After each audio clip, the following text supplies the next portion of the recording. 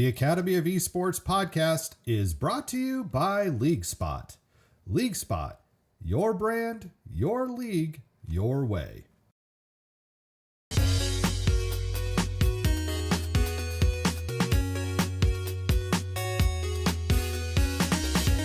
Welcome to the Academy of Esports with James O'Hagan. He's on fire. Boom shakalaka. Welcome to the Academy of Esports podcast. I am your host, James O'Hagan. The Academy of Esports is powered by LeagueSpot. LeagueSpot, your brand, your league, your way. And this week I have the pleasure to bring in the head of education for the British Esports Association, Kalam Neale. Kalam, thank you for being a guest on the Academy of Esports podcast today. Absolute pleasure. Thank you very much for having me on, James. I must add as well, we have recently gone through a slight name change from British Esports Association to British Esports Federation, which is not common knowledge everywhere as well. So good that it's mentioned so that people are aware moving forwards. Well, I'm glad that we're bringing that right out here in the beginning after all the takes that we had to do at the start of the podcast just for me to get the introduction right. But we will just muscle on. Kalam, for those of you who don't know, again, head of the education for British Esports Federation, focuses on delivering growth and development of esports in education across the UK and beyond. But Kalam is also an award-winning educator, receiving the prestigious Pearson National Teaching Award for his outstanding commitment to digital innovation. He is an experienced educator. He is an experienced education leader who previously served as Esports Programme Lead at Barnsley College, where he co-wrote the Esports BTECs. And let me make sure, BTEC is British Technical Education. We simply refer to them as BTECs. The international BTECs as well that exist, and we've got the UK BTECs as well. So that's how they're more commonly known across the UK, definitely. Well, and again, this is going to be, I think, a big core of our conversation today is going to be around these BTECs and the development of the Pearson standards. And I have to say, I have been a fan of the standards. I've been a fan of not just that, but and sharing with my colleagues that I was going to be speaking with you today. They like the fact that it goes beyond coaching and it goes beyond playing, which I think a lot of people seem to focus on when they're developing their own curriculums. But again, more about you. I have to talk all about all the amazing things that you do as well. Not just the writing of these standards, the co-writing of these standards, but also you served as the Director of Education at Strategic Esports Groups, trainer, and a podcast host at Pearson, and governor at Barnsley College, and you were a NASEF fellow for the 21-22 academic year. But despite saying all of that, Kalam, we also like to get to know our people a little bit better. I have a few questions, get to know you questions that I'd like to start by offering you at the start of the podcast. So first question that we like to ask is, what is a game, and it doesn't have to be a video game, that stands out as having been important to you at some point in your life?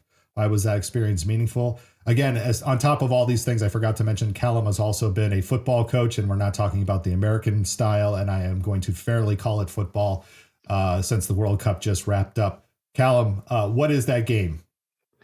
Yeah, it'd have to be football for me. It'd have to be soccer, football. I think sport and games, as I start to look at what I'm doing now in terms of my career and how esports is developing so vastly in education, I look at games and the principle of games, and I think right back to early human time, we've played games. We're, as humans, we like to play, and I think that's the basic principle. And I started to rewind sort of and look back at my childhood, and the earliest memory that I have of playing a video game was born from my love of playing sport and playing football. And I'm such an avid fan of football and soccer, as I know it's often referred to out in the States. And I can remember being 5 years old, playing a Sega Mega Drive, playing FIFA 95.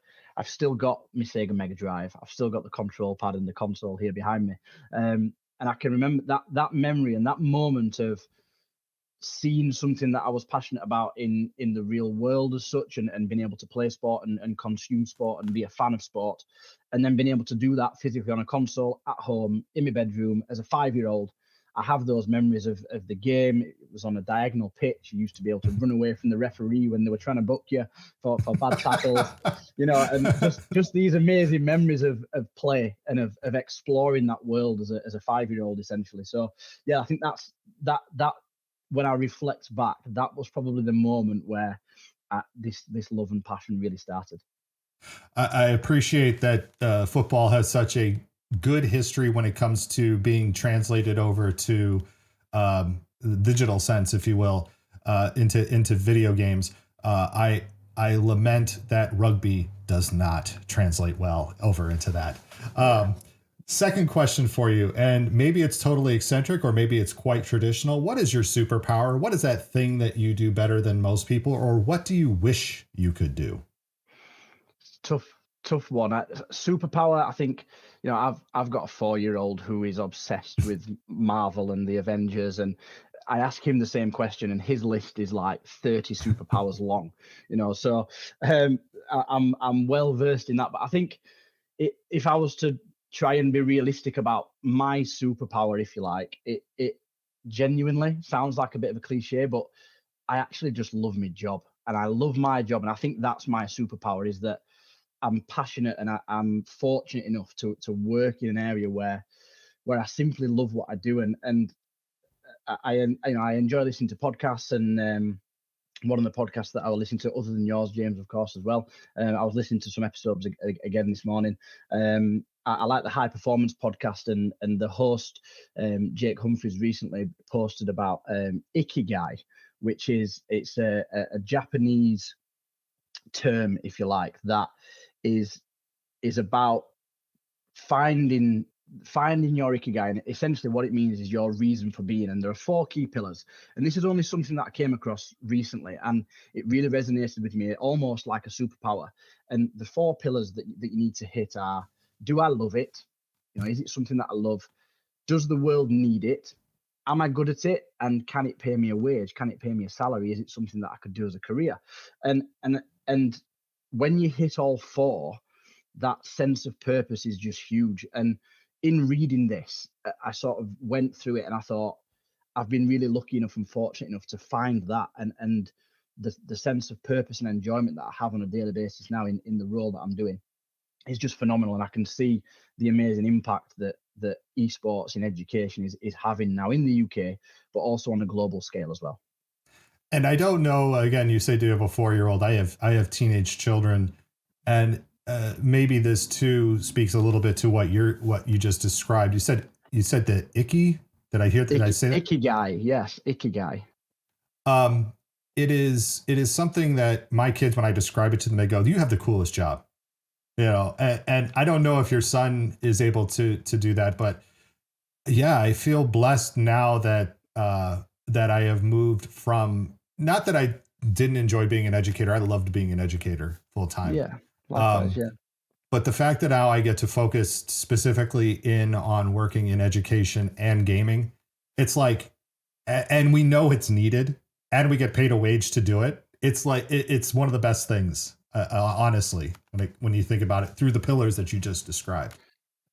Yeah, definitely. It's the principle. It's when I think about the work that I did at Barnsley College, I worked there for 11 years, working as a teacher, as a course leader, as a curriculum leader, and constantly working with groups of students. And that was the one question that they would always ask me is, how did you know what you wanted to do when you grew up? And I was always like, well, I still don't know what I want to do when I grow up. The find that sense of purpose. What's the thing that you enjoy doing the most? Go and do that, and try and do that, and throw yourself into experiences where you're going to learn and you're going to develop and you're going to meet new people, and you might be slightly out of your comfort zone. But ultimately, I think when students choose to study something and they get to that age where it becomes a choice, that's the advice that I always give them, is try and choose that thing that you're going to enjoy, because if you enjoy the work, you enjoy the study, you enjoy the research, you're going to get better results, you're going to enjoy the job. And then at the end of that, you might achieve a better grade, a better qualification. And ultimately, then you can go and progress into a role where somebody's able to employ you, or you're able to set something up for yourself where you can put those skills and that knowledge to the test. And then that to me is always the dream that I'd try to sell to anybody around. Can you do something that you love, and can you go and get paid for that? So yeah, it totally resonates with me that it's not a superpower. To me, it feels like a superpower. I think if I had to have one of the superpowers that my son had described, it'd probably make life a lot easier if I could fly as well. That would be like, and I mean like quickly, fly somewhere, not just float quickly, around. maybe transport. That'd be amazing. Okay, and third question: name a song. Whenever it hits your speakers, you're going to sing along to. Wow, again, tough one. I love music. I've played the guitar since I was 8 years old. A song, not my favorite song, but recently over the Christmas break, song came on, and my father-in-law sat up and went, "Oh, I love this song," and he just started to sing. And then I just started to sing. That song was Top Loader, Dancing in the Moonlight. And we had a good old sing to that over the Christmas break. So if people haven't heard that, stick it on. It's a good old sing song, yeah. I'll make sure. James, what's yours? Well, I love, I grew up in the Bay Area in the 90s. And so San Francisco area, and hip hop has been my thing. And when I go do karaoke, and I love to do karaoke, I'll sing things like the Black Crowes version of Hard to Handle. But I also do a lot of rap. So I'll do Young MC Bust a Move is the number, like people who were at the NACAD conference last year got to see that, who the folks who went out and saw it. So I need to see this as well. Yeah, karaoke, you get me out there and I will sing most anything. I am not afraid to, and I'm not afraid to experiment. And I will be honest, not every song that I ever karaoke'd ever turned out great. So yeah, I know that feeling. I can feel a duet coming on here. What is one thing about your field, our field, the thing that we do that surprises people when they first hear about it? I think it's the misconception around the whole industry, around games. And when I speak to friends, when I speak to people that I've worked with in the past and ex-colleagues, and they sort of say, what is esports, and what do you do? What do the students do? Do they just sit around playing games all day? It's one of the things that parents think. The first time that it's probably the most common question that I get asked, and it's probably the most common thing that I describe is this just playing video games? And I'm sure every esports educator is the same, is that's the sort of barrier, and that's the thing. But then the thing that surprises people is when you then start to unravel exactly what this word esports means, what that involves, how that links to education, the ecosystem, the careers, not just in esports, but the other careers that either support esports, or that as a result of being part of esports and education that you can then go on into, and that just blows people's minds, and they don't sort of really understand it. And I had a real recent experience of I delivered a session at a conference, and there's a lady waiting off the stage as I came off, and she said, I just can I borrow you for a second? Yeah, of course you can. And she said, I'm that mum. She said, I'm that parent. I've literally just had a conversation with my 16-year-old daughter, telling her that she's not going to college to study an esports education program because I thought it was just sitting on a settee, a sofa, playing games all day. She said, I've got family members who are unemployed, who that's all they do. And they've got a really sort of inactive, toxic lifestyle. So she associates video games with that element. When I was able to speak to her and break down exactly what this is, she sort of said, well, thank you for breaking down those misconceptions. I'm going to take my daughter to the college next week so she can go and have a look around. And it's those moments that I love being a part of, when you see the light bulb in the parents, in the careers advisors, in the senior leaders in the schools, whatever it may be. And then I think the other element to that is then when you actually see it live in person, and I'm not talking about the grand scale that we see on TV and the millions and millions of dollars that we hear and the viewership. When those parents then see their sons, daughters in that environment, in a physical space with a stranger, and they're sat in the comfort zone with a headset on in front of a screen, and they start to communicate on a level that the parents haven't heard them communicate on this level in a while, and they're doing it with total strangers, it totally blows their mind. And I think that it's those little moments that are so rewarding, and that you actually then start to see that that's the surprise. That's the thing that really, really surprises people, I think. I've had a similar experience where it was the first year we did our state association championships in Fond du Lac, Wisconsin. And I remember we were at a gaming lounge, and we had way too many kids in the place. I mean, it was just packed to the gills. And I remember somebody's grandmother standing next to me while her grandson was in the semifinals of Super Smash Brothers. And I'm 6'2", and she's probably about 5 feet tall. And I just remember her grabbing my arm at some point and like pulling me down, and just goes, "This is so exciting." And I said, I looked at her and went, "I know." And it's amazing. Again, I think that goes into some of the inaccurate beliefs that people have about what it is that we do. And that kind of transitions to when to talk about the BTECs. And by the way, I totally flubbed the acronym. It's Business and Technical Education Council, right? That BTECs is the term used in the UK. And when talking about these, as you began the journey to co-write the BTECs around esports, and I've looked at the curriculum map, and I've looked at the work that you have done, and I know people in the United States, educators, sometimes when they hear the word Pearson, they think, "Oh, there's Big Brother again." But Pearson is a worldwide respected brand. Their business is education. Their business, is curriculum. As you started down the journey with your co-writers to put this all together, were there things that surprised you, even as you were starting to, again, peel the layers back of what this all potentially meant? Because again, feedback from my own colleagues was, I love the fact that you're talking about this, because this is not just about games, and this isn't about coaching. This is about so much more than that. Yeah, definitely. And that whole journey, and from the early stages of the concept of developing the programs and the ideas, meeting the students, getting that feedback from the people that were in our education system, and understanding where there was a gap and what they needed, what the void was. We've got globally, think the millions of people that are involved in games and that play video games, but the only really option that we had as students for progressing from high school into games as a career was to be a games developer. And not everyone who's passionate about video games wants to be a games designer, games developer. That exists already. That's a career already. That's a fantastic thing for people who want to do that. But what we found was that lots of students were sort of moving into that because they had this passion, and then finding that it's not really for them, and they don't really like coding, and it wasn't the thing they wanted to do. So there was a moment for me when we were looking at curriculum development and ideas, and we were speaking to colleagues, and I've sent students to the United States for years on sporting scholarships, traditional sporting scholarships.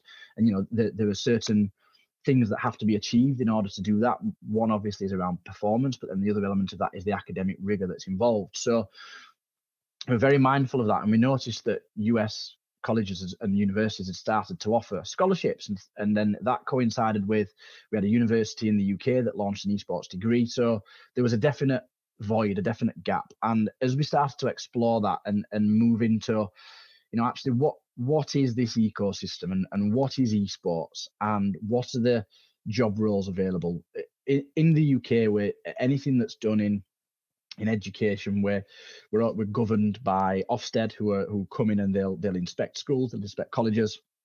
You have to meet their regulations, and there are funding regulations that have to be met in order for students to be on programs. And in the development of the curriculum, we're very mindful of that framework to make sure that the intent was there, that there was a clear intent about what this curriculum is, and and the purpose that it serves, not just for esports, but for the wider ecosystem around STEM careers, around business, around health, well-being, traditional sports, and then the creative subjects as well. And the esports is the thing that ties all of that together. We then have to think about how this is going to be implemented. So how will this actually be delivered? Who's going to deliver it? What support will they need in order to deliver that?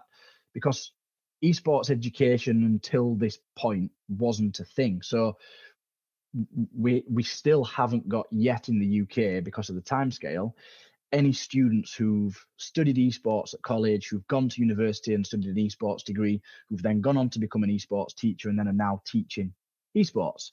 We have a huge need for esports teachers now because of the growth. And then that relates to the final thing, which is impact. And that's one of the final thing that's measured is when a student studies this program, what's the impact? Where will they go? What will they do? Where will they progress? And that can be into technical careers. So it could be things like apprenticeships. It could be into jobs, and also an eye on jobs for the future, skills for the future, skills gaps, and then university careers. And at the point of writing the qualification, there weren't a huge range of university esports degrees. There are now. We have over 40 just in the UK, and that's growing every year. We've got people that are creating degree programs this year as we speak in the UK, so that's growing. But it was very much about looking at that journey and the elements of business, STEM, esports, creatives, sport, so that students can study esports. Esports can be the thing that they love, that they're passionate about, that they enjoy. It's the vehicle.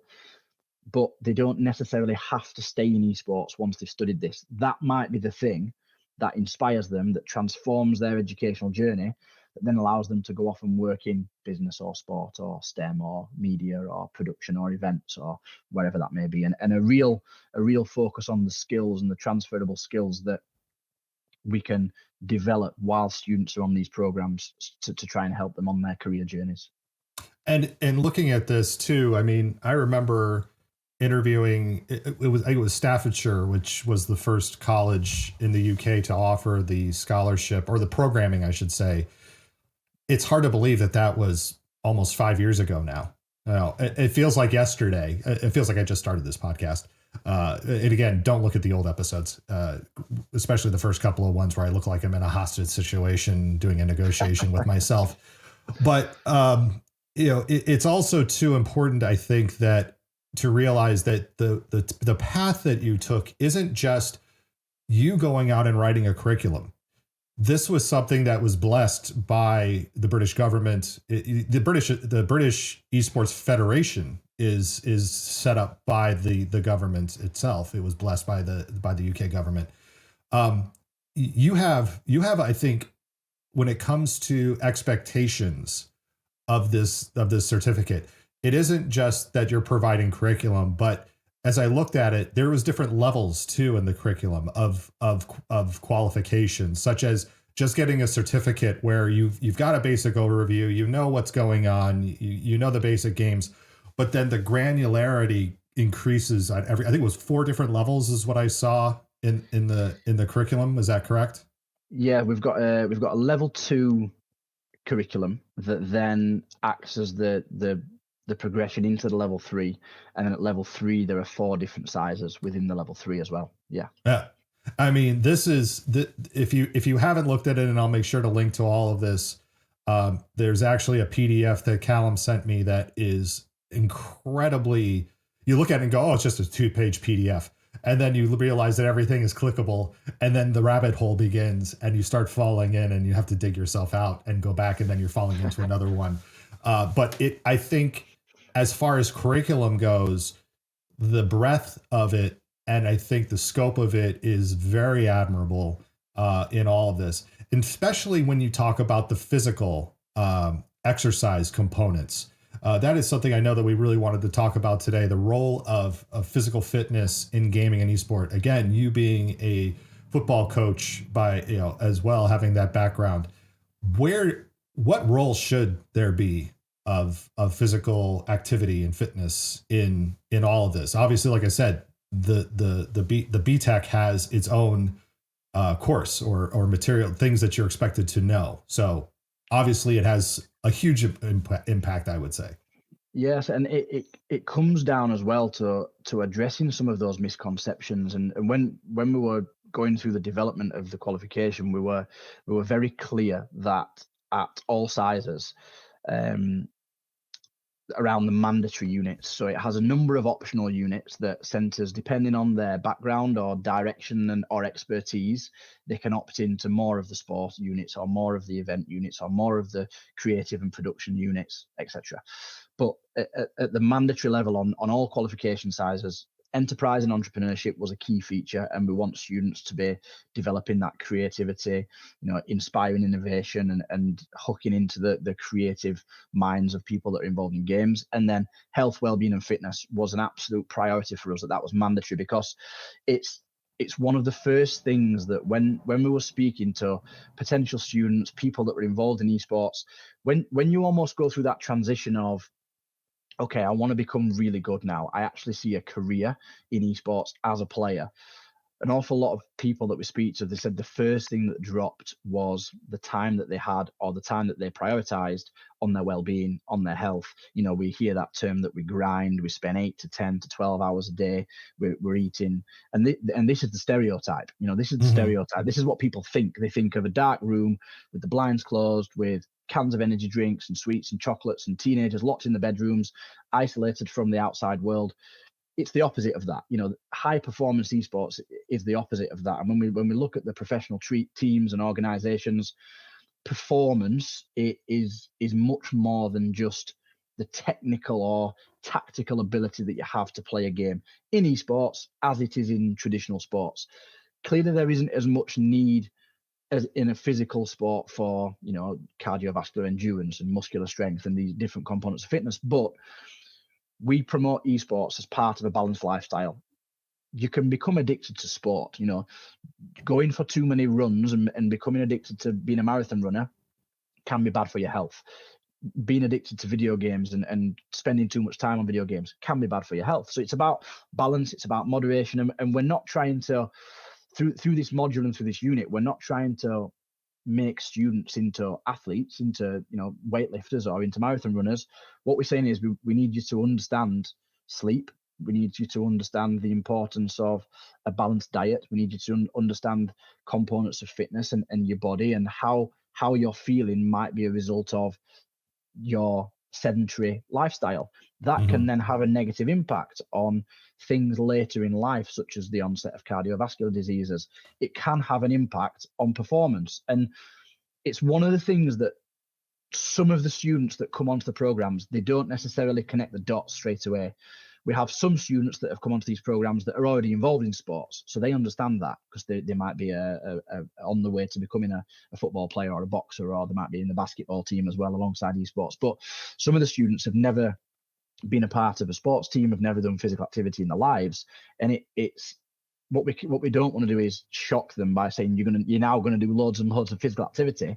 It's about understanding the importance of that, and I think the best way to get buy-in, and one exercise that I did every single year working with students in esports, and that I still do now when I go out into schools and colleges to try and realize that ambition, if you like, for students, is we'll do something called progressive muscle relaxation, and almost like a meditation technique. So turn all the lights off. Some of the RGB lights still go into, because they like that environment. I've had students laid on the floor, on desks, on chairs, on settees, all sorts.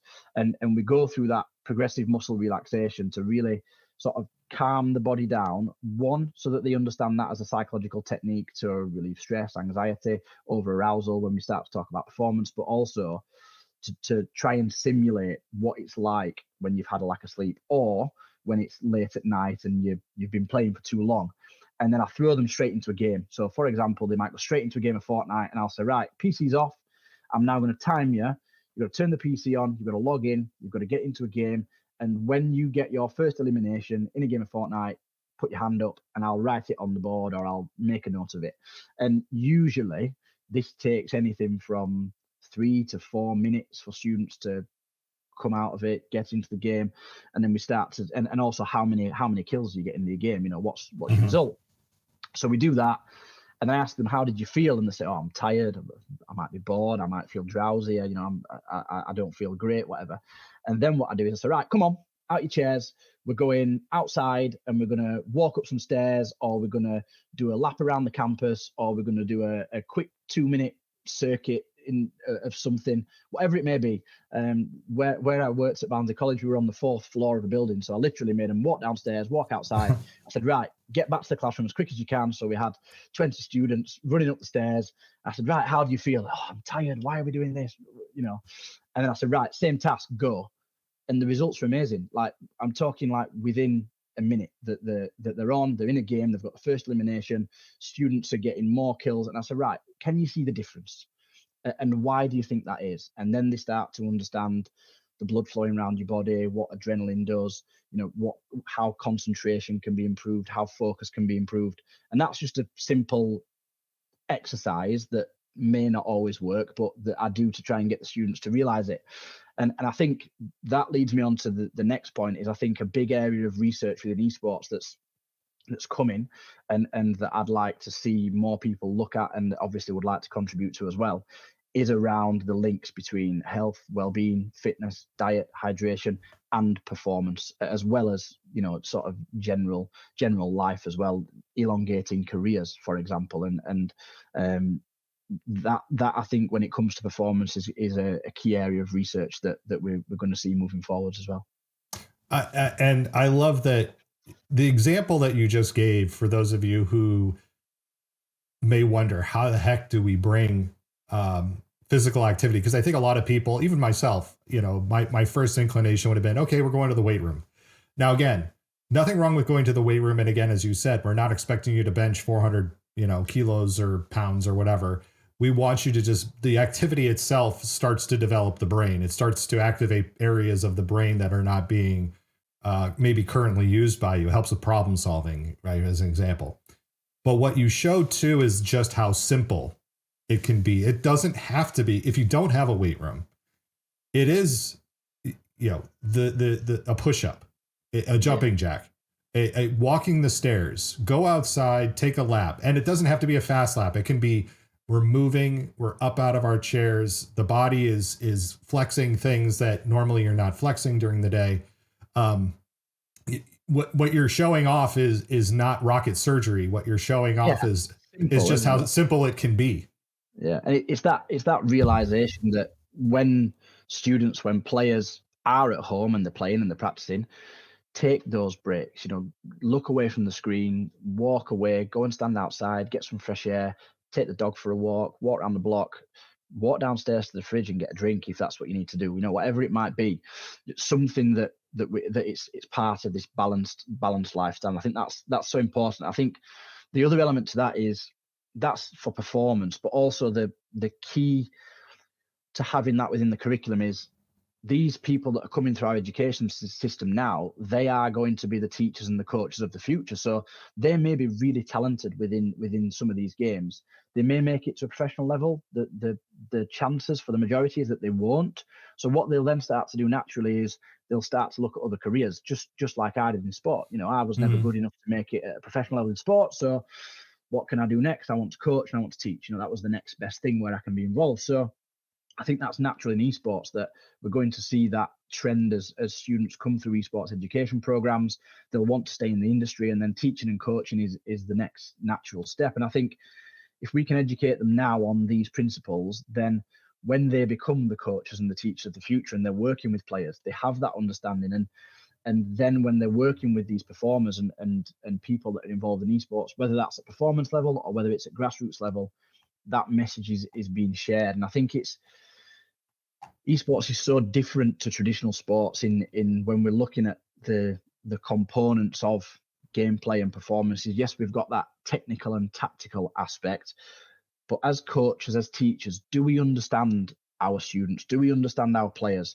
Do we understand their emotional age? Do we understand their psychological age? Do we understand the difference between their chronological age and their in-game age? How long have they been playing this game versus how old are they?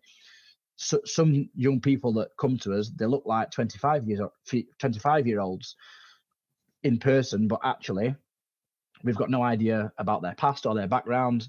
Socially, emotionally, they may be 10, 15 years behind how they look. So I think as that whole piece around health, well-being, fitness, mental health, nutrition, psychology, so important that for anybody who's going to work within this industry and is going through this academic background, that they have that level of understanding to be able to fully support and address the need, I think. And we could probably do a whole series of episodes on all the aspects and the parts of the BTEC and the qualifications.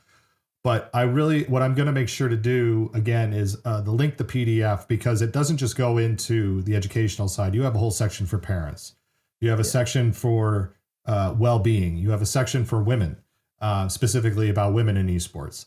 All of this is such high quality. And Kalam, you've done such a wonderful job in the short time that we do have to share all of this. And I know you've got your own podcast where you go into a bit more long form. Again, I think it's the Pearson Esports podcast. Is that correct? Yes, thank you. Yes, on Spotify. Please go and check it out. It's nowhere near as polished as James's, but I'm in that learning process. So yeah, please go and check it out. Any advice, welcome. And anything else you wish to promote or share with us before we get out of here today? You mentioned women in esports there again. Just a massive shout out, I think, to the rest of the team at British Esports as an organisation. And I've recently moved in full time as of 2022 into this role, and the amount of things that the team get through is truly astonishing and truly amazing. So just a big shout out to the rest of the team at British Esports. The work they do is amazing. For anybody out there who's hearing about us for the first time or is hearing about these things for the first time, please check us out on social media channels, get onto the website, have a look at the resource that I've shared with James. And again, I would say, please get in touch. In terms of women in esports, again, the team there, they've done some amazing work around really creating, not just for women, that's the title, but this is all about inclusion, diversity, equality, accessibility, a really welcoming community in esports for women, for marginalized genders, to provide an inclusive space, and so much so that they've just recently won most inclusive esports initiative at the Women in Games Global Awards as well. So huge shout out to the team involved in that as well. Amazing work. And another thing too, for those of us, like obviously, Kalam being with the British Esports Federation, do not be afraid, Americans. It translates. Everything translates. So we may over here, we may spell things a little bit differently, but we call football other things. But what I will say again, seriously, educators, especially parents, everything in here that I've looked at translates across the world. This is a global conversation. It's just that the British Esports Federation is doing an excellent job of leading it. They've put it together in such wonderful ways with Pearson. Kalam Neale of the British Esports Federation, thank you for being a guest today on the Academy of Esports podcast. It's an absolute pleasure, and I couldn't agree more with your final statement there. Everything that we're talking about transfers. That's something that we want to support with. We want to be involved in those conversations. So if there are people that are developing these sorts of things, please get in touch with us. We're there to help. We're there to support. We're there to translate. And I think just the last thing that I'd like to leave us on, and James, I'm stealing this from you, is we cannot forget the importance of play. I've seen that quoted, and I agree with it wholeheartedly. I would encourage everyone to play in balance, in moderation, as part of a healthy lifestyle. And I think, James, if you and I got stuck in a lift tomorrow, we'd create a game. We'd be playing something. And I think that's just in our nature as human beings. So I think, anyone who's out there thinking about esports and thinking about esports education, I think that is the basis of it all, is that we have a real opportunity to make education fun, to bring play into education. When I go into primary schools and nurseries and kindergartens, you see the fun, you see the enjoyment, and somewhere along the way, whether it's at high school or at college, that enthusiasm gets lost and it becomes so serious. So I think through esports education, we genuinely have an opportunity to, as educators, bring a pedagogical approach into the classroom where we can create environments, create programs that students love, that they wanted to be a part of, and that they enjoy. And I think that's just such an important message. And with that, I will let Kalam Neale have the last word. Kalam, thank you again. That will do it for this week on the Academy of Esports. I've been your host, James O'Hagan. Esports are organized competitive video games allowing schools to redefine their athletic culture, diversify opportunities for student participation, promote good physical and mental health, increase collegiate scholarship pathways, and play games. We can never forget the importance of play. The mission of the Academy of Esports is to support these ideals. The vision of the Academy of Esports is for all students to experience the fun and joy of playing competitive video games. You may follow me on Twitter at Jim O'Hagan. That's at JIMOHAGAN, and through the Academy of Esports account at TAO Esports. It's a great way to get the latest blog posts, podcast episodes, and news coming out of esports and education. And remember, you can continue your engagement by going to www.taoesports.com. You can also connect through Facebook at www.facebook.com/TAOesports. Thanks again for listening, and I look forward to our time again next week.